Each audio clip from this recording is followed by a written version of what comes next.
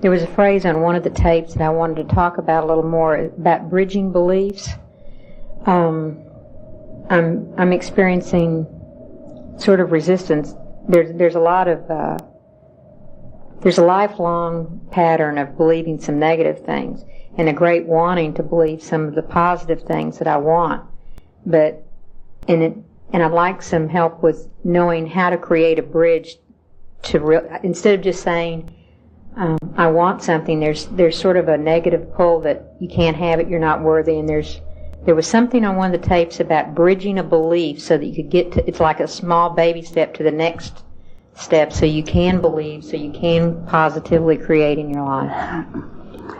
In order to have anything, the creative process is twofold. There is identify what it is you are wanting, and then believe or allow what you are wanting so that your energy is all going in one direction. What you are talking about is very common, where you really want something but you believe otherwise, and so your energy is going in two directions. Now, when you remember that you are the vibrating, pulsing attractor, in other words, whatever you are feeling is what you are vibrating, and what you are vibrating is what you are attracting, then if you really want something and you really believe that, there is a feeling of momentum, a feeling of enthusiasm that is very precisely correlated to what is happening. You are attracting this that you want. But if you're really wanting something but not believing that it's possible, then that doubt is diluting the wanting, and so your whole vibrational countenance is less effective. You want but doubt, you want but doubt, and so you hold yourself in this sort of muddy place that does not allow in what you are wanting. You are going to appreciate this very much, because as we are talking with you here, and those of you who have heard this offering of bridging beliefs before in other ways will hear something new from it also, because it is a newer way of looking at this business of vibration. We are not wanting you to be too hard on yourself for beliefs that you hold, because beliefs are memory. In other words, a belief is a pattern of thought, as there are many habits of thought or habits of action. And your memory serves you very well, because there are so many things you would have to relearn in every moment. In other words, all of you walked in here very well today. You did not have to learn how to walk again when you woke up this morning. You drove here very well. You did not have to relearn how to maneuver your vehicle. You knew the way how to get here. You did not have to relearn the route to get here. In other words, that memory, which we are in a sense, we tend to condemn as we talk about conflicting beliefs, we're wanting you to realize that there are far more positive aspects to this ability to remember than there are negative. Everything that you are living, you are remembering, not only on a conscious level, but on many levels, even down to the cellular level. You're picking up all sorts of things. As Jerry and Esther were driving to Dallas on a day or two ago, they are driving a new little car that they leased for the weekend, and it is strange to them. The buttons and knobs are all in different places than they are accustomed. And Esther was driving. She had managed to adjust the mirrors and was very happily moving along on the freeway, watching the traffic, and all of a sudden a woman who was in the right lane pulled out to pass someone that was going too slow, right into the lane where Jerry and Esther were. She did not see them there.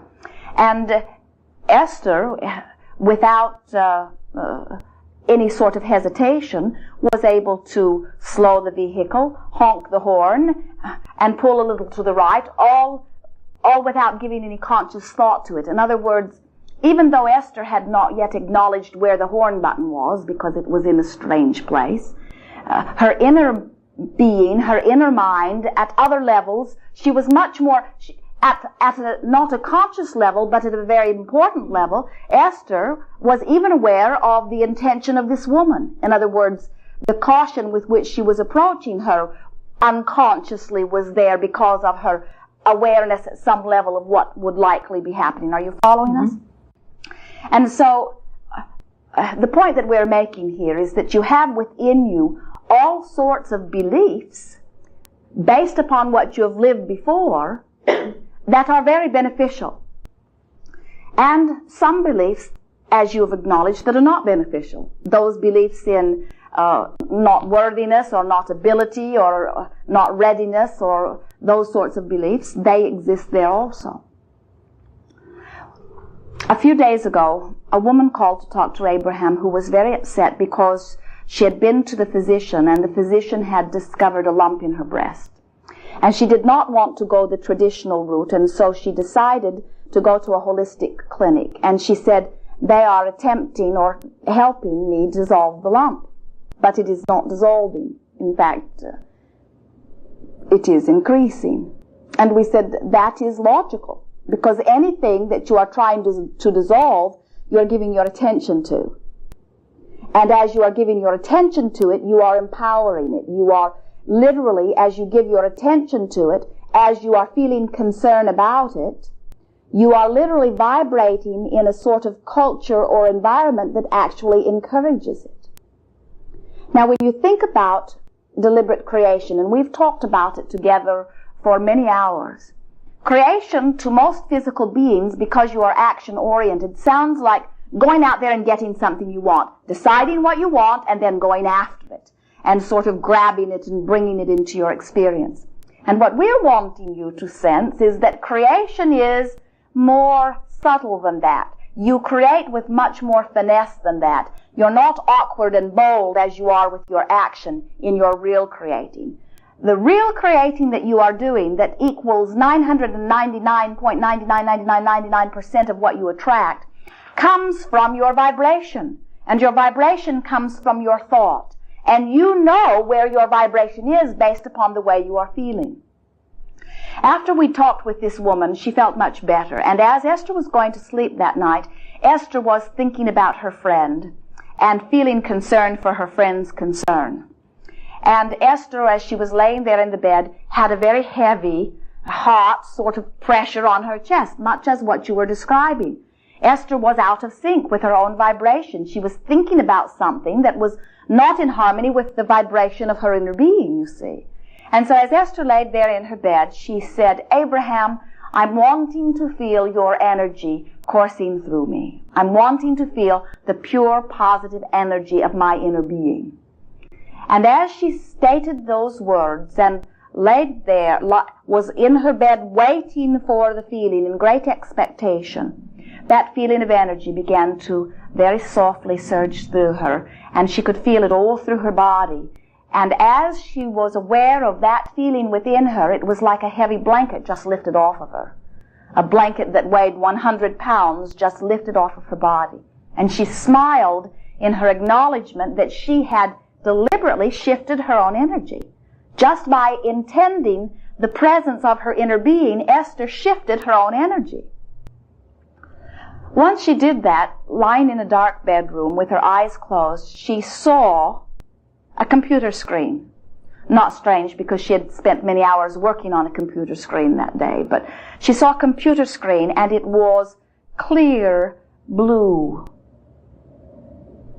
As she looked at the computer screen, Esther is not usually very visual. She is much more auditory, but she saw this computer screen. She realized that the computer screen looked just like she felt. Clear, peaceful, blue. The vibration was so fine she could barely see it. As she watched the computer screen, little pieces of color shot up from the bottom and off the top of the screen, sort of like bubbles in a fish tank. Red, blue, yellow, green, orange. Out they were, out they were, out they were. And Esther acknowledged, as she had just had an experience of feeling, and now she is having a visual experience, she knew what we've been talking about vibrating in the place of pure positive energy, and anything that is not in harmony with that energy must leave. In other words, the feeling left her, and now she is visually seeing all these little spurts of thought that are not in harmony with the vibration that she has attracted. They have to get out of there, because by the law of attraction, they cannot exist in a vibration that does not encourage them. A thought of worry or doubt or fear encourages them, while a thought of harmony with inner being does not. And so a very fast process for getting rid of, rather than bridging, beliefs that you do not want is to focus so purely upon what you do want while you are vibrating in that place of pure positive energy. We'll tell you what we mean about that. As Esther was lying there, having had that feeling experience and that visual experience, she felt invincible. I've got it, she was saying. I've got it. Over and over again, she said, Abraham, I know what you are talking about. I can feel the purity of my vibration. It feels wonderful. And then immediately she thought of her mother who disapproves of Abraham. Her mother who wants to love Esther but can't quite do it because Esther is doing strange things with Abraham. Her mother who she wants to love but who she has a hard time loving because her mother doesn't love her back. It is that old, it is hard to allow someone when they're not allowing you thing, even though you want to. And so as Esther was lying there in that place of pure positive energy, she introduced to that culture of purity or positive energy, she introduced the thought of her mother. And as she introduced the thought of her mother, she saw all of these colors shooting up out of the screen. In other words, all of the thoughts about her mother that are not conducive with the way she was feeling right then left. All of them shook loose, and Esther laid there in absolute adoration of her mother, with a feeling of love so powerful that tears came out of her eyes and ran into her ears. You're hearing what we are saying. You see, if you, let us say that you are experiencing something that you don't want to experience. Somebody has said something to you or something has happened and you're in this place of lack. In that place of lack, as you try to work on it, you're less powerful than just leaving it aside and somehow or other getting to a place of feeling really good. Pulling on the positive rope long enough that you are really feeling good. Even talking to your inner being about the presence of and actually feeling that tingling and itching that you're talking about so that you consciously know you are experiencing the presence of your inner being. And then introduce any subject of importance into that environment and let your vibration take care of it. Good. It is good. Thank you. Indeed. Watch the magic begin to happen as you apply this process, because it is deliberate creating at its finest. In other words, it is introducing into your physical wanting the power of your broader knowing. It is you connecting with the positive energy and power of that which you are and applying it through your direct focus to anything that is important to you. It is powerful. Good. What more? You had talked before about basically everything in this life has nothing to do with past life, or that's how I interpreted. What the point that we are wanting to offer there is knowledge of past lives is more hindering than helpful. It's not that there may not be some continuity, but it is not. I was wondering because I've recently been pursuing something that it was almost like I was born with the urge to ride horses. And I wasn't allowed to as a child, and I picked it up for a little while as an adult, and then I dropped it, and now I'm doing it again. And it was just something that my parents tell me that every time I saw a horse, I leaned out the window and cried and begged to ride the horses, and it was such a strong urge that I never had any explanation for. And there have just been a couple of things like that I've been curious as to where that... There are a number of things. Certainly you have been very closely connected with horses in many experiences. That is certain. Also, there is within you, someone asked yesterday about the many levels of consciousness. As we make the statement, we speak to you on many levels. And she was wanting to know what we are meaning by that. And what we mean is that you are receiving communication on many levels, some conscious, much more unconscious. And so when you are near some grand beast, a horse that is vibrating in pure positive energy, even as a child, you would notice the difference between the positive vibration of that animal and the negative vibration of almost every human that was around you. And so it is not surprising to us that you would be drawn in a very passionate way. Now, the reason that some children